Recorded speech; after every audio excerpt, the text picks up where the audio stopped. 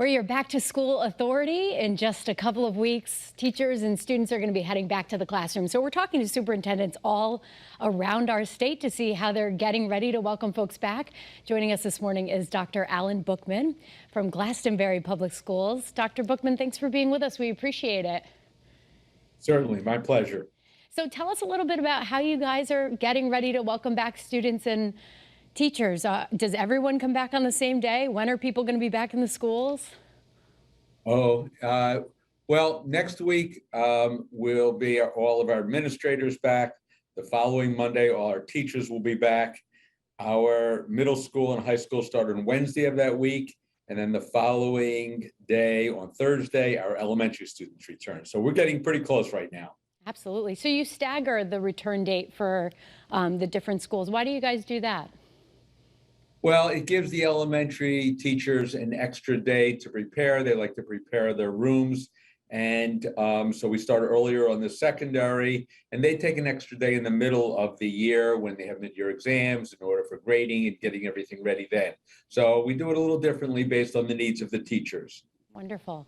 It's certainly been a difficult couple of years with the pandemic for students and teachers. I know you guys are focusing on mental wellness, making that a priority this year. Tell us a little bit about some of the initiatives you're taking with that. Certainly, and it's even bigger than that. Every year we look for a theme and where we're going to concentrate. And for this coming year, we picked the theme of be kind, be curious, and be well. And we're going to focus on that and all three of those. Be kind is not just among the students, it's with staff and students, among each other, to treat each other respectfully. So that's the first part of what our theme is for this coming year. Be curious is really the way students learn. And so we want to make sure that we're able to do those kinds of things. And the third part, be well, is probably this year the one that is probably the biggest. And be well has many different parts to it.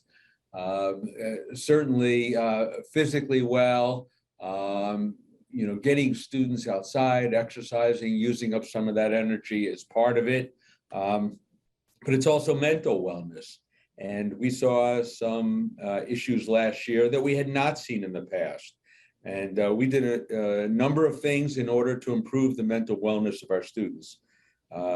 We created in our sixth grade school and in our middle school and in our high school student support centers for those students who needed extra help, a room where we had a professional in there in order to give them that support. We added additional paraprofessionals on the elementary levels to put into the classrooms to help out with those students to be successful. And thanks to Youth and Family, the Bureau in Glastonbury that provides social worker hours for us, they have agreed to increase the number of hours in all of the elementary schools. So the aspect of being mentally well is especially important to us. And we started it last year. We're going to continue it this year. And it is our hope that as students get more used to the routine of being in school, they will, much of that will come around. But we want to make sure that they're going to be successful and they're mentally ready for school and doing well. Will you still have COVID protocols in place this upcoming year? Yeah, we will. I know that most people think of COVID as something of the past and they're ready to move on. And we wish we could. However, we've seen spikes in the number of cases of COVID throughout the Glastonbury and throughout the state and the country. And so we have to be aware of that. The Department of Public Health and the State Department of Education have come out recently with some of the things that they're recommending for schools.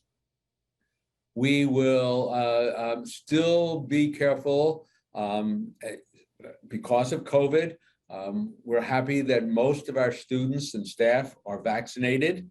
And many of them, most of them have booster shots when they're available also. So we're happy about that. So we're hopeful that the cases of COVID that we're going to see will not be the serious kinds of cases.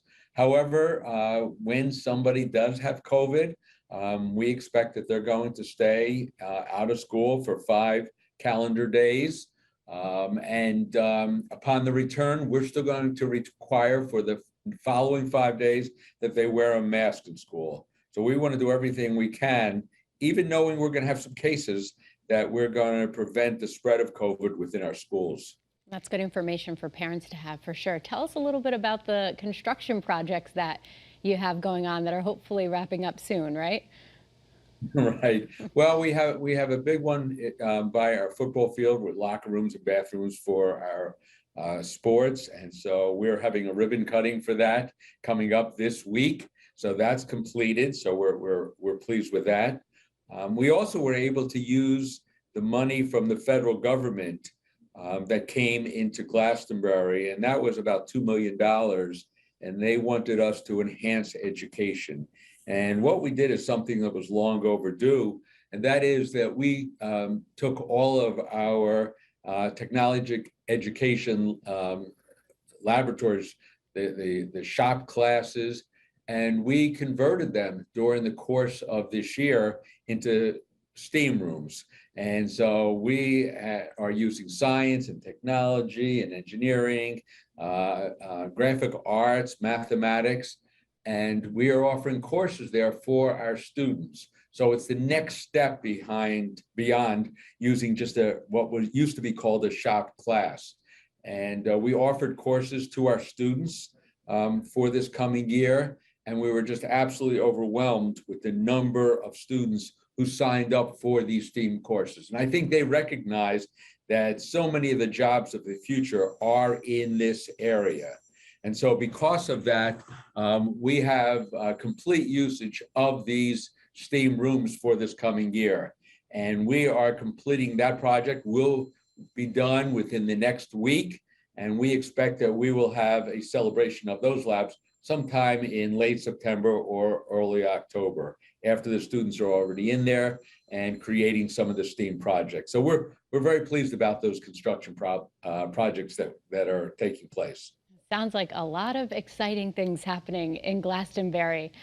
Dr. Bookman, any closing thoughts for parents or students? I would say that we have prepared as well as we possibly can. We're offering as many things to our students, and we hope that we will see continued progress. We know that with COVID, when everybody went home and so many of the classes went online, there were some issues where some of the learning that usually takes place may not have. Now, we did not lose a great deal in Glastonbury as far as that learning is concerned. We've heard from some parents who are concerned about that. And we know that we will be able to make up that work. And so our teachers are well aware of it. They worked hard last year in order to catch up, and we'll continue that in this coming year. And we expect everybody to be back on target in just a short period of time, and with continued success in the education, preparing our students for their futures. Dr. Alan Bookman with Glastonbury Public Schools, we do appreciate you taking some time to chat with us this morning, and we hope you have a great school year. Thank you very much. My pleasure to talk to you. Take care.